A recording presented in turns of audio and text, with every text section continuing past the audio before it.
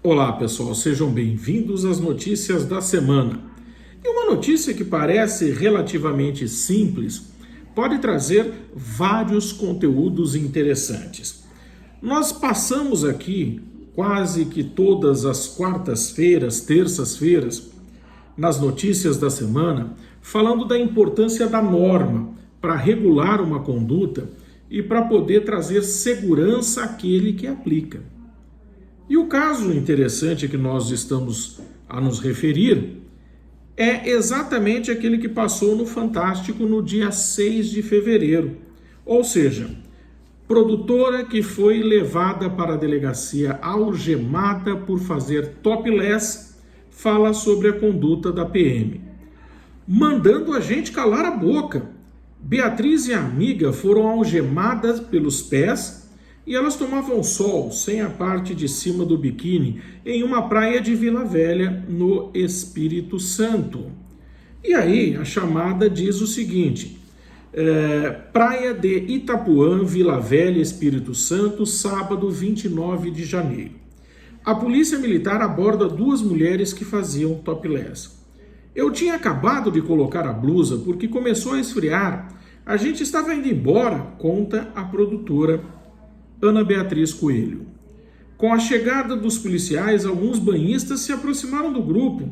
Mais de 10 pessoas estavam nos apoiando, entre mulheres e homens, relata.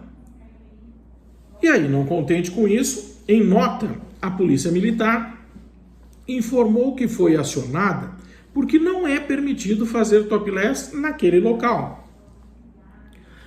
Perguntamos quem havia determinado essa proibição.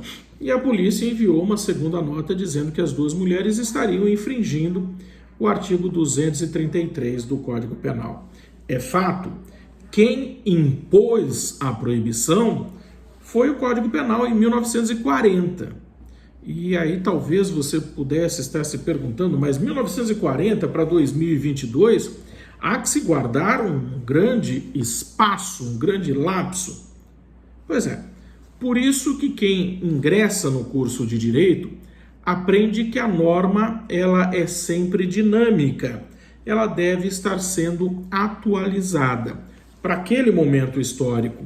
Então, me parece que não há um erro propriamente dito em relação ao Código Penal, há uma desatualização.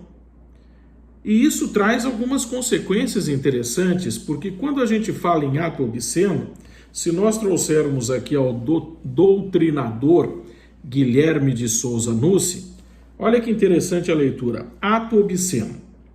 Estrutura do tipo penal incriminador. Praticar é executar, levar a efeito ou realizar implicando movimentação do corpo humano, e não simplesmente palavras. O objeto é o ato obsceno do artigo 233. A conceituação de ato obsceno envolve nitidamente uma valoração cultural, demonstrando tratar-se de elemento normativo do tipo: obsceno é o que fere o pudor ou a vergonha. Sentimento de humilhação, gerado pela conduta indecorosa, tendo, óbvio, sentido sexual. Trata-se de uma conceituação mutável, com o passar do tempo, e deverá, óbvio, sofrer variantes conforme a localidade. Então começam aqueles especuladores a dizer: não, então pera lá, estamos falando que trata-se de norma penal em branco. Norma penal em branco tem uma diferença muito grande se nós entendermos essa norma penal em branco no seu sentido como sendo aquela que precisa de um complemento. Então, por exemplo, eu posso dizer que uma norma penal em branco em sentido homogêneo é aquela que precisa de um complemento da mesma fonte. O Código Penal é feito pelo Congresso Nacional. Se a fonte tem que ser a mesma, se nós pegarmos o artigo 235 do Código Penal, quando falamos de bigamia, e automaticamente buscarmos o conceito de casamento, o Código Penal não fornece o conceito. Então eu tenho que ir ao Código Civil e lá entender o que significa casamento. Essa é uma norma penal em branco porque o complemento precisa ser tirado do Código Civil. E ela é homogênea porque vem da mesma fonte. Já se eu disser a você, olha, é tráfico de drogas. Bom, tráfico de drogas, eu tenho a lei específica para drogas, 11.343/2006, o artigo é o 33, mas não tem um conceito. O que é droga? E eu automaticamente recorro à portaria da Anvisa, um ato administrativo que estabelece o que vem a ser droga. Isso é uma norma penal em branco. O artigo 233 não é norma penal em branco. Ele é o que nós chamamos de tipo penal aberto. E qual o conceito que eu posso dar desse artigo 233? Eu posso dizer o seguinte, olha, é uma norma incompleta que necessita, por óbvio, de uma complementação. Essa complementação é feita por quem? É feita pelo juiz. É uma valoração do juiz no caso concreto. Então quem vai dizer se aquilo é possível ou não, dependendo da localidade, é o magistrado? Sim. O que quer dizer que todo o contexto exibido no Fantástico está errado. Por exemplo, quando o delegado diz, olha, é uma norma de menor importância, nós simplesmente arquivamos o inquérito e instauramos procedimento na corregedoria para verificar o uso de algemas. Está tudo errado.